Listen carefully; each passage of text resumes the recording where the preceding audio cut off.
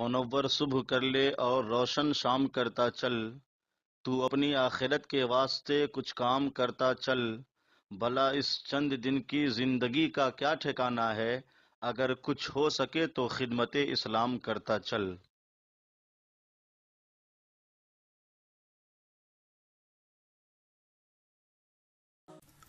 سورۃ الاعراف کی آیت نمبر 152 152۔ سورہ اعراف کا 19واں رکوع اور 9ویں پارے کا 9واں رکوع۔ اللہ رب العالمین نے ارشاد فرمایا، ان الذین اتخذوا العجل،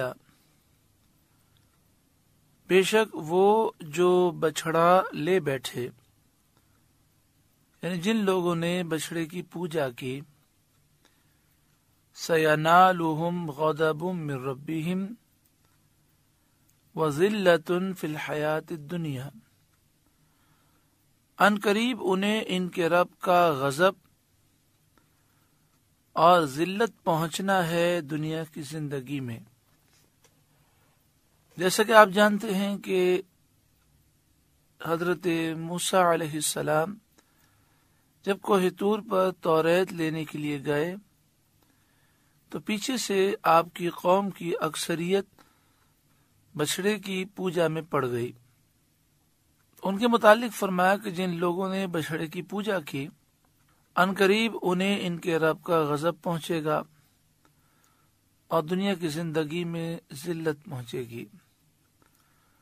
وَكَذَلِكَ نَجْزِي الْمُفْتَرِينَ، اور ہم ایسا ہی بدلہ دیتے ہیں بہتان باندھنے والوں کو۔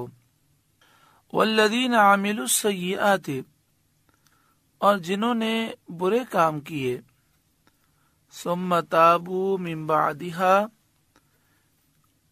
اور ان کے بعد توبہ کی، وَآمَنُوا، اور ایمان لائے، إِنَّ رَبَّكَ مِن بَعْدِهَا لَغَفُورٌ رَحِيمٌ، تو اس کے بعد تمہارا رب بخشنے والا مہربان ہے۔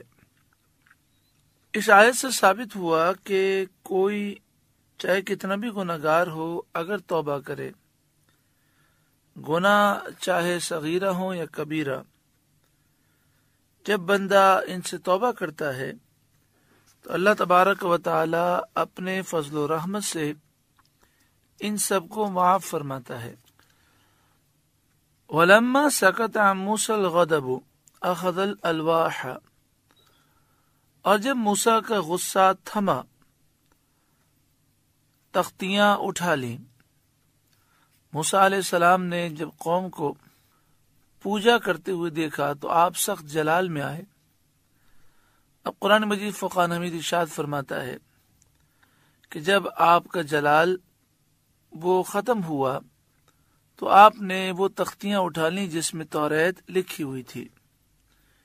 وفی نسختها ہدی ورحمۃ للذین هم لربهم یرہبون، اور ان کی تحریر میں ہدایت اور رحمت ہے ان کے لیے جو اپنے رب سے ڈرتے ہیں۔ یعنی تختیوں پر جو توریت لکھی تھی اس میں ہدایت بھی ہے اور رحمت بھی ہے ان لوگوں کے لیے جو اپنے رب سے ڈرتے ہیں۔ وَاخْتَارَ مُوسَىٰ قَوْمَهُ 70 رَجُلًا لِمِيقَاتِنَا، اور موسیٰ نے اپنی قوم سے 70 مرد ہمارے وعدے کے لیے چنے۔ یعنی جب قوم کی اکثریت نے بچھڑے کی پوجا کی تو اللہ کا حکم ہوا، حضرت موسیٰ علیہ السلام نے 70 افراد چن لیے اور آپ انہیں کوہ طور لے گئے تاکہ وہ اللہ تعالیٰ سے معافی مانگیں اور پوری قوم کی طرف سے عذر پیش کریں، پوری قوم کی طرف سے معافی مانگیں۔ لیکن وہاں جا کر وہ کہنے لگے کہ جب تک آپ اللہ ہمیں اعلانیہ نہیں دکھائیں گے ہم ایمان نہیں لائیں گے، آپ کی بات کو نہیں مانیں گے۔ تو ایک زوردار آواز ہوئی اور اس آواز سے پہاڑ پر زلزلہ آیا اور اس آواز کی ہیبت سے وہ 70 افراد ہلاک ہو گئے۔ فَلَمَّا أَخَذَتْهُمُ الرَّجْفَةُ، پھر جب انہیں زلزلے نے پکڑ لیا، قَالَ رَبِّ لَوْ شِئْتَ أَهْلَكْتَهُمْ مِنْ قَبْلُ موسیٰ علیہ السلام نے عرض کی، اے میرے رب، اگر تو چاہتا تو پہلے ہی انہیں مار دیتا، وَإِيَّايَ اور مجھے بھی ہلاک کر دیتا۔ حضرت عبداللہ بن عباس رضی اللہ تعالی عنہما نے فرمایا کہ زلزلے میں مبتلا ہونے کا سبب یہ تھا کہ قوم نے جب بچھڑا قائم کیا تھا تو یہ لوگ ان سے جدا نہ ہوئے تھے، اور دوسری بات یہ بیان کی گئی کہ انہوں نے یہاں آ کر حضرت موسیٰ علیہ السلام کی توہین کی اور کہنے لگے، ہم آپ کی بات پر یقین نہیں کریں گے جب تک کہ اللہ کو آپ ہمارے سامنے لے کر نہ آئیں۔ موسیٰ علیہ السلام نے یہ عرض کی کہ مالک، یہاں آنے سے پہلے ہی تو ان 70 افراد کو ہلاک کر دیتا تو لوگ ان کی ہلاکت کو اپنی آنکھوں سے دیکھ لیتے اور انہیں مجھ پر قتل کی تہمت لگانے کا موقع نہ ملتا۔ أَتُهْلِكُنَا بِمَا فَعَلَ السُّفَهَاءُ مِنَّا، کیا تو ہمیں اس کام پر ہلاک فرمائے گا جو ہمارے بے عقلوں نے کیا؟ یعنی جن لوگوں نے بچڑے کی پوجا کی وہ بے عقل لوگ تھے، کیا اے مالک تو اس وجہ سے ہمیں ہلاک فرمائے گا؟ یعنی ہمیں ہلاک نہ کر اور اپنا لطف و کرم فرما۔ ان ہی الا فتنتک، وہ نہیں مگر تیرا آزمانا، اے مالک یہ تو تیری طرف سے آزمائش تھی۔ تضل بہا من تشاء و تہدی من تشاء، تو اس سے گمراہ کرے جسے چاہے اور راہ دکھائے جسے چاہے۔ انت ولینا، تو ہمارا مولا ہے۔ فاغفر لنا، تو ہمیں بخش دے۔ وارحمنا، اور ہم پر رحم فرما۔ وانت خیر الغافرین، اور تو سب سے بہتر بخشنے والا ہے۔ واکتب لنا فی ہذہ الدنیا حسنہ، اور ہمارے لیے اس دنیا میں بھلائی لکھ دے اور ہمیں عبادت کی توفیق عطا فرما۔ وفی الآخرتی، اور آخرت میں بھلائی لکھ دے۔ انا ہدنا الیک، بے شک ہم تیری طرف رجوع لائے۔ قال، اللہ تعالی نے موسیٰ علیہ السلام سے فرمایا، عذابی اصیب بہ من اشاء، میرا عذاب میں جسے چاہوں دوں گا۔ ورحمتی وسعت کل شیء، اور میری رحمت ہر چیز کو گھیرے ہوئے ہے۔ مجھے اختیار ہے، سب میرے مملوک اور بندے ہیں، کسی کو اعتراض کا حق حاصل نہیں، اعتراض کی مجال نہیں۔ دنیا میں میری رحمت نیک کو بھی پہنچتی ہے اور بد کو بھی پہنچتی ہے، اور آخرت میں میری رحمت اسے ملے گی جو نیک ہوگا، جس کا خاتمہ ایمان پر ہوا ہوگا۔ جس کا خاتمہ کفر پر ہوا وہ آخرت میں رحمتوں سے محروم ہوگا۔ فَسَأَكْتُبُهَا لِلَّذِينَ يَتَّقُونَ، تو ان قریب میں آخرت کی نعمتوں کو ان کے لیے لکھ دوں گا جو متقی پرہیزگار ہیں۔ وَيُؤْتُونَ الزَّكَاةَ، اور زکوٰۃ دیتے ہیں۔ وَالَّذِينَ هُمْ بِآيَاتِنَا يُؤْمِنُونَ، اور وہ ہماری آیتوں پر ایمان لاتے ہیں۔ یعنی فرمایا دنیا کی نعمتیں تو نیک و بد دونوں کو ملی ہیں، آخرت کی نعمتیں ان کے لیے میں لکھ دوں گا جو متقی پرہیزگار ہیں، زکوٰۃ دیتے ہیں، اللہ کی آیتوں پر ایمان لاتے ہیں، ان کے لیے یہ نعمتیں لکھوں گا آخرت کی۔ الذین یتبعون الرسول النبی الامی الذی یجدونہ مکتوبا عندہم فی التوراۃ والانجیل، وہ جو غلامی کریں گے اس رسول بے پڑے غیب کی خبریں دینے والے کی، جسے لکھا ہوا پائیں گے اپنے پاس توریت اور انجیل میں۔ الذین، وہ لوگ، یتبعون الرسول، جو غلامی کریں گے اس رسول کی، النبی، جو غیب کی خبریں دینے والے ہیں، الامیہ، جو بے پڑھے ہیں، الذی یجدونہ مکتوبا، جسے لکھا وہ پائیں گے، عندہم فی التوراۃ والانجیل، اپنے پاس توریت انجیل میں۔ یہاں رسول سے سید عالم صلی اللہ علیہ وآلہ وسلم مراد ہیں، اس پر تمام مفسرین کا اجماع ہے۔ آپ کا ذکر رسالت کے وصف سے فرمایا گیا کیونکہ آپ اللہ اور اس کی مخلوق کے درمیان واسطہ ہیں،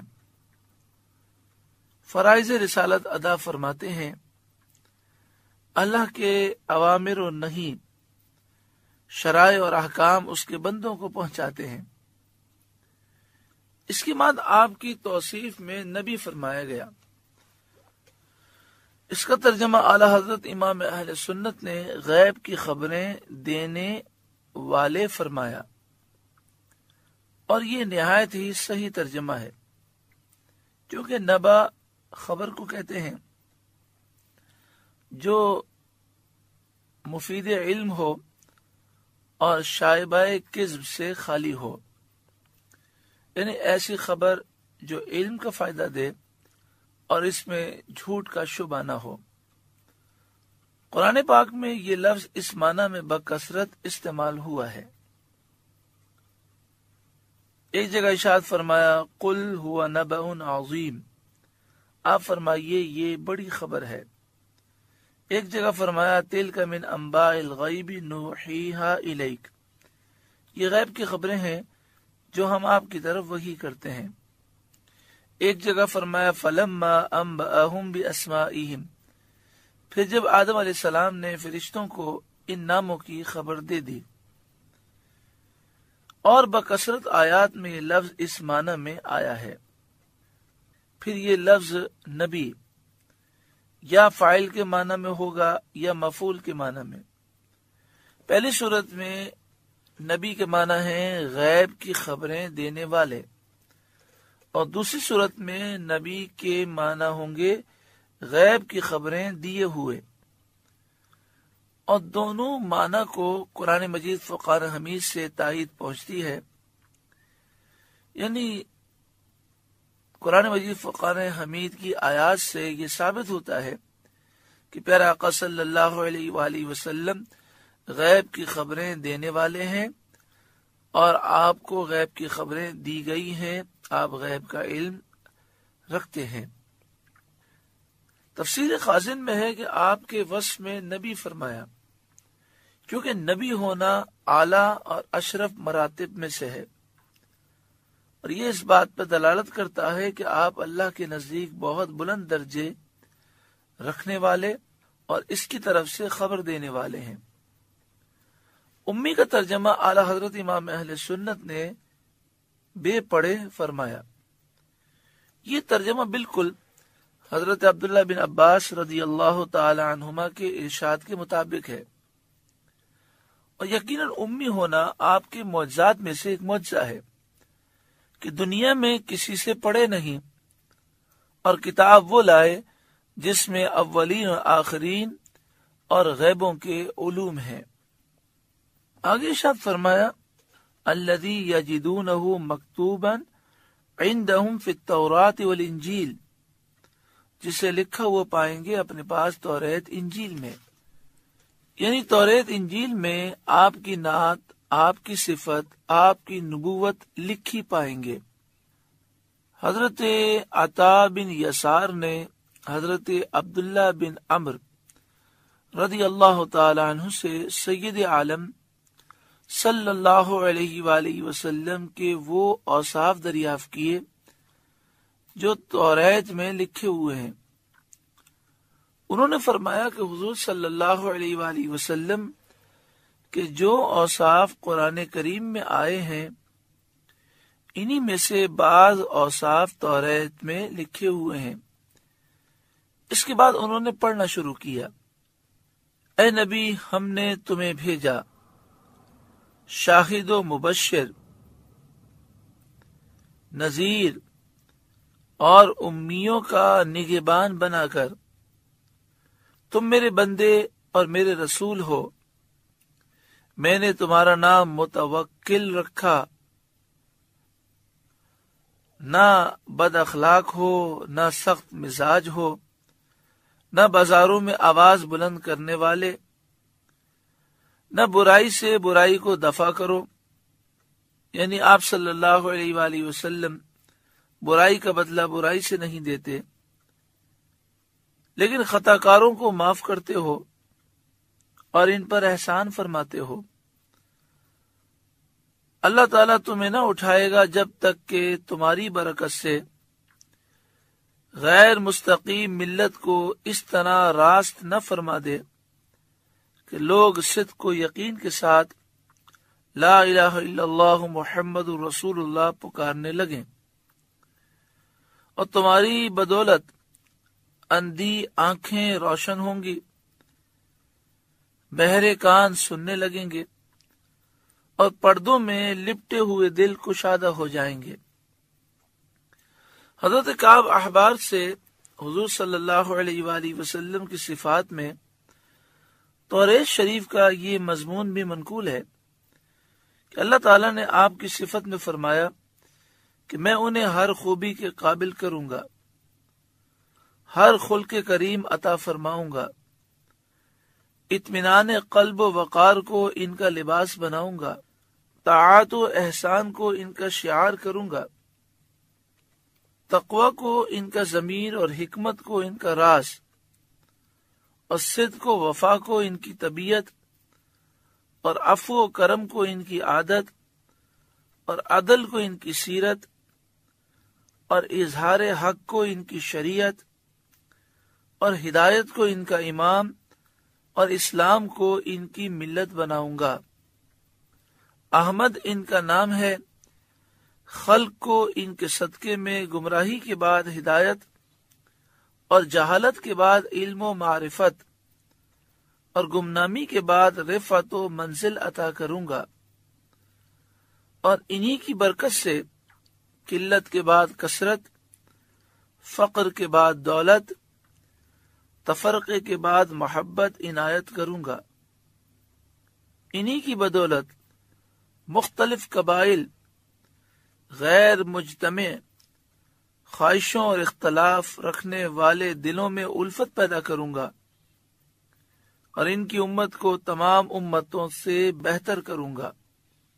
ایک اور حدیث میں توریت شریف سے حضور صلی اللہ علیہ وآلہ وسلم کی یہ اوصاف منقول ہیں: میرے بندے احمد مختار، ان کا جائے ولادت مکہ مکرمہ اور جائے ہجرت مدینہ طیبہ ہے۔ ان کی امت ہر حال میں اللہ کی کثیر حمد کرنے والی ہے۔ یہ چند حوالے احادیث طیبہ سے پیش کیے گئے ہیں۔ آسمانی کتابیں نبی اکرم صلی اللہ علیہ وآلہ وسلم کی تعریف سے اور آپ کی صفت سے بھری ہوئی تھی۔ اہل کتاب نے ہر دور میں اپنی کتابوں میں رد و بدل کیا اور تراش خراش وہ کرتے رہے۔ ان کی بڑی کوشش اس پر مسلط رہی کہ حضور صلی اللہ علیہ وآلہ وسلم کا ذکر اپنی کتابوں میں بالکل باقی نہ رکھیں۔ توریت انجیل ان کے ہاتھ میں تھی، اس لیے انہیں اس میں کچھ دشواری نہ تھی، لیکن ہزاروں تبدیلیاں کرنے کے باوجود بھی آج بھی جو موجودہ بائبل ہے اس میں نبی اکرم صلی اللہ علیہ وآلہ وسلم کی بشارت کا کچھ نہ کچھ نشان باقی رہ گیا ہے۔ چنانچہ British and foreign Bible society Lahore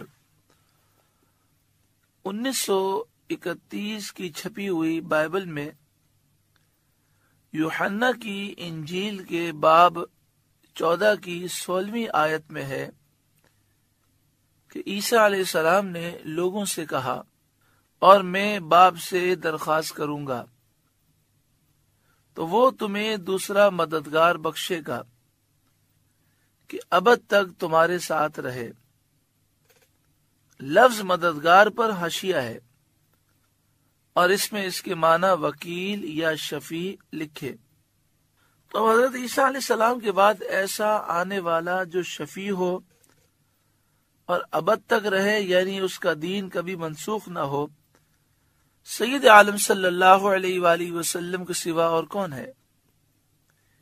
پھر 29ویں آیت میں ہے، اور اب میں نے تم سے اس کے ہونے سے پہلے کہہ دیا ہے تاکہ جب ہو جائے تو تم یقین کرو۔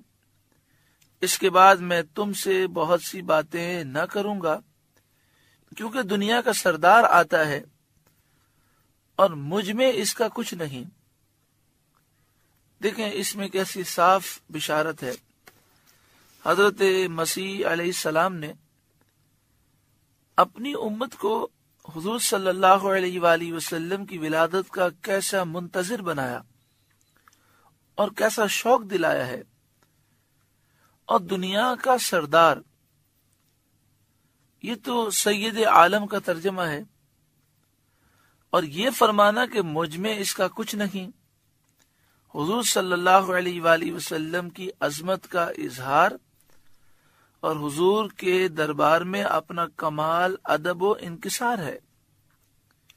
پھر اسی کتاب کے باب 16 کی 7ویں آیت ہے، لیکن میں تم سے سچ کہتا ہوں کہ میرا جانا تمہارے لیے فائدہ مند ہے، کیونکہ اگر میں نہ جاؤں تو وہ مددگار تمہارے پاس نہ آئے گا، لیکن اگر جاؤں گا تو اسے تمہارے پاس بھیج دوں گا۔ اب دیکھیں اس میں حضور صلی اللہ علیہ وآلہ وسلم کی بشارت کے ساتھ اس کا بھی صاف اظہار ہے کہ حضور صلی اللہ علیہ وآلہ وسلم خاتم الانبیاء ہیں، آخری نبی ہیں۔ آپ صلی اللہ علیہ وآلہ وسلم کا ظہور جب ہی ہوگا جب حضرت عیسیٰ علیہ السلام بھی تشریف لے جائیں۔ اس کی 13ویں آیت ہے،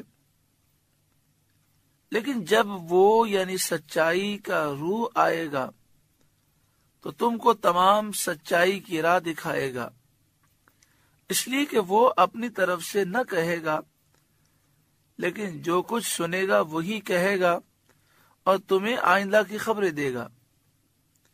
اس آیت میں بتایا گیا کہ سید عالم صلی اللہ علیہ وسلم کی آمد پر دین الہی کی تکمیل ہو جائے گی، اللہ کا دین مکمل ہو جائے گا۔ الیوم اکملت لکم دینکم، آج کے دن میں نے تمہارے لیے تمہارا دین مکمل کر دیا۔ یہ قرآن مجید فرقان حمید کا فرمان ہے، اور آپ سچائی کی راہ یعنی دین حق کو مکمل کر دیں گے۔ اس سے یہی نتیجہ نکلتا ہے کہ ان کے بعد کوئی نبی نہ ہوگا، اور یہ کلمہ کہ اپنی طرف سے نہ کہے گا، جو کچھ سنے گا وہی کہے گا، یہ وما ينطق عن الهوى ان هو الا وحی یوحی کا ترجمہ ہے۔ یہ محبوب اپنی خواہش سے کچھ نہیں کہتے، وہی کہتے ہیں جو وحی الہی ہوتی ہے۔ اور یہ جملہ کہ تمہیں آئندہ کی خبریں دے گا، اس میں صاف بیان ہے کہ وہ نبی کریم صلی اللہ علیہ وآلہ وسلم غیبی علوم سکھائیں گے، جیسا کہ قرآن مجید فرقان حمید میں فرمایا یعلمکم ما لم تکونوا تعلمون، وہ تمہیں سکھاتے ہیں جو تم نہیں جانتے تھے۔ وما هو علی الغیب بضنین، یہ نبی غیب بتانے میں بخیل نہیں۔ اگلی شب فرمایا یأمرہم بالمعروف، وہ نبی انہیں بھلائی کا حکم دے گا، وینہاہم عن المنکر، اور برائی سے منع فرمائے گا، ویحل لہم الطیبات، اور ستھری چیزیں ان کے لیے حلال فرمائے گا، ویحرم علیہم الخبائث، اور گندی چیزیں ان پر حرام کرے گا، ویدع عنہم اسرہم، اور ان پر سے وہ بوجھ اتارے گا، والاغلال التي كانت علیہم، اور گلے کے پھندے اتارے گا جو ان پر تھے۔ یہاں فرمائے گا کہ وہ نبی ان سے بوجھ اتاریں گے اور گلے کے پھندے اتاریں گے۔ بوجھ سے مراد سخت تکلیفیں، جیسا کہ انہیں حکم تھا کہ اگر انہوں نے کفر کر لیا، اب کفر سے توبہ کرنا چاہتے ہیں تو اپنے آپ کو قتل کر دیں، قتل کے لیے پیش کر دیں۔ اگر کسی عضو سے گناہ صادر ہوا، گناہ سے توبہ کرنے کا طریقہ یہ ہے کہ وہ اس عضو کو کاٹ دیں۔ اسی طرح بہت مشکل احکام ان پر تھے کہ بدن یا کپڑے کے جس مقام کو گندگی لگ جائے اس کو کینچی سے کاٹ دو، جہاد میں جو مال غنیمت ملے اسے جلا دو، اور جب وہ گناہ کرتے تو صبح ان کے مکان کے دروازوں پر گناہ ظاہر ہو جاتے تو یہ نبی وہ بوجھ اور وہ گلے کے پھندے اتار دیں گے۔ فالذین آمنوا بہ، تو وہ لوگ جو اس نبی پر ایمان لائیں گے، وعزروہ، اور اس کی تعظیم کریں گے، ونصروہ، اور اس کی مدد کریں گے، واتبعوا النور الذی انزل معہ، اور اس نور کی پیروی کریں گے جو ان کے ساتھ اتارا جائے گا، اولئک هم المفلحون، وہی بامراد ہوں گے۔ یعنی جو لوگ نبی اکرم صلی اللہ علیہ وآلہ وسلم کی تعظیم کریں گے، مدد ان کے دین کو دیں گے اور قرآن کی پیروی کریں گے، وہی لوگ کامیاب ہوں گے۔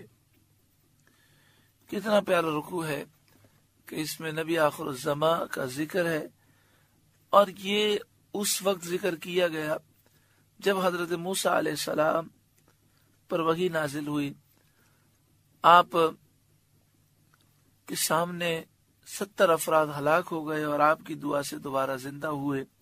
یعنی حضور کی آمد سے سینکڑوں سال پہلے ذکر مصطفیٰ کیا گیا، اور مصطفیٰ کریم صلی اللہ علیہ وآلہ وسلم کی شان اللہ تعالیٰ نے بیان فرمائی۔ اللہ تعالیٰ ہمیں حضور صلی اللہ علیہ وآلہ وسلم کی محبت عطا فرمائے، اور تادم حیات قبر میں بھی اور آخرت میں بھی ہمیں ذکر مصطفیٰ کرنے کی توفیق عطا فرمائے۔